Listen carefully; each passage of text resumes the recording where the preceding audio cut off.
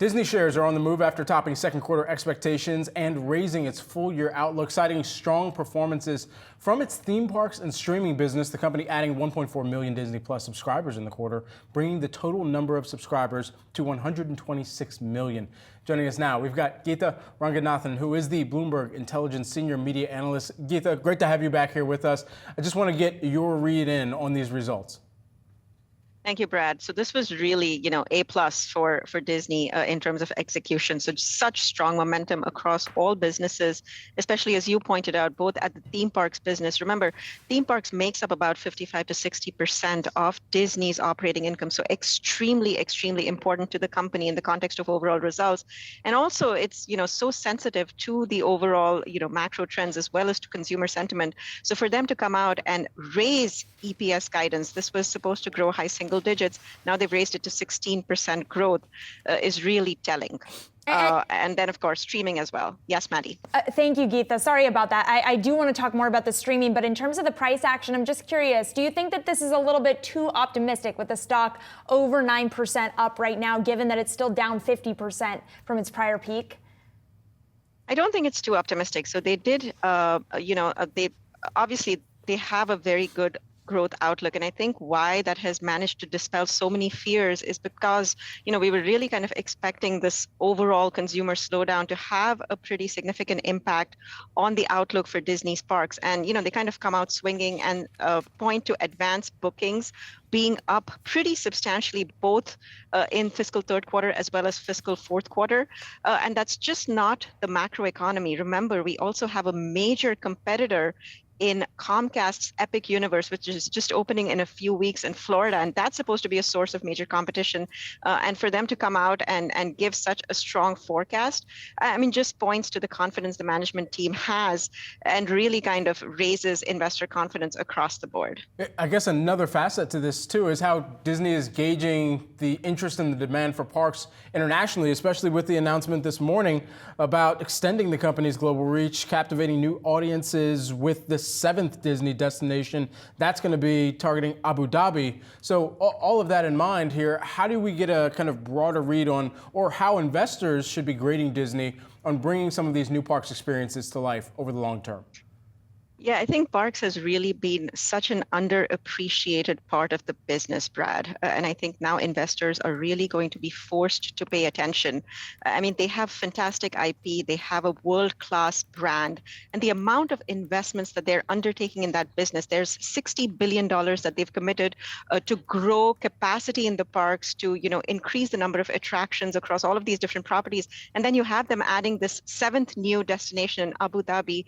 They already have about 120 million visitors to their parks every year.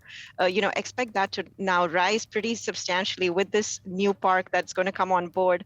And then you have them making really huge investments in their cruise ships. So remember, they just added their 6th cruise ship, and they're basically going to double their fleet capacity over the next 5 to 10 years. So again, we're looking at them basically doubling or maybe even tripling their cruise revenue. So across the board, again, with the theme park segment itself, we're seeing tremendous strength in the domestic parks. And then, of course, they're adding capacity, building out the footprint, and then doubling down on cruises.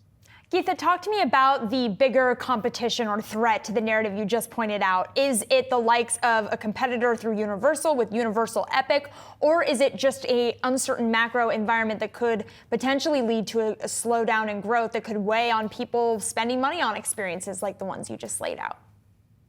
Yeah, that is always going to be a concern, Maddie, with the theme park business just being so sensitive to consumer sentiment. But what we've seen so far is, the consumer is still spending, at least domestically. We're not seeing any signs of a slowdown just yet. Having said that, though, they did point out a slowing consumer in China. So if you just look at their international parks results for the fiscal second quarter that they just reported, they actually reported, a decline in operating income in the international parks, and that was because of the slowdown in Chinese per capita spending. So that is obviously always a risk. But if you just kind of look at the big picture, yes, we've had pockets where, they've had a slowdown with a recession, with COVID. But then if you just look at COVID, Disney basically came back stronger than ever.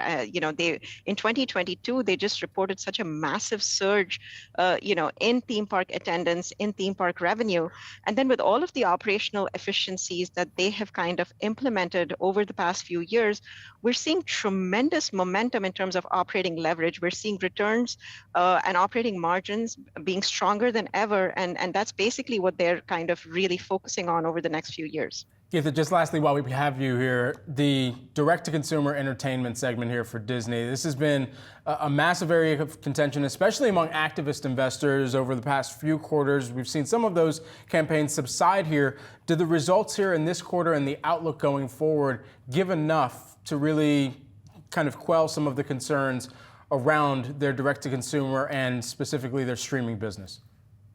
Absolutely, Brad. So, we just saw them report for the first half of fiscal 2025 about $629 million in operating income just for the streaming unit. Remember, just a few years ago, this was a unit that was posting something like $4 billion in streaming losses. So this year we're going to see, about $1 billion or more in operating income. But it's not about this year. It's about where this business goes over the next few years. If you just look at Netflix as a comparison, I mean, Netflix is guiding to something like 30% operating margin. Disney has 4% operating margin this year, potentially, but just look at where that could potentially go, right? We're looking at them potentially tripling, quadrupling, profits in that segment. So again, huge amount of upside, especially with their upcoming ESPN streaming launch a little bit later this year. Geetha, great to see you this morning. Thanks so much for taking the time. Thank you.